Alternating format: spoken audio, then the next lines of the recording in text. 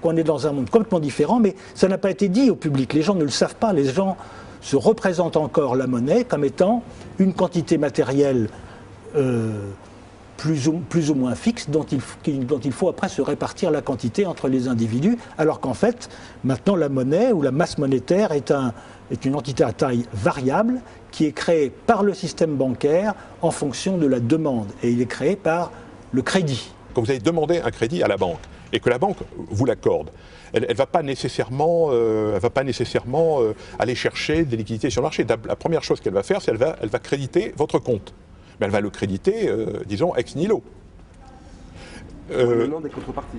Comment ? Moyennant des contreparties par rapport, par exemple, aux biens que j'acquiers. Oui, oui, parce qu'elle défend son bilan, elle défend son bilan, ça c'est absolument normal.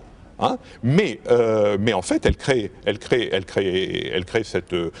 ce dépôt à vue, finalement, d'une manière ex nihilo, avec son stylo, comme on dit, enfin c'est une expression avec son stylo. Les banques n'ont pas besoin de se demander dans quelle poche je vais aller trouver l'argent qui m'est demandé pour satisfaire le crédit de monsieur Dupont.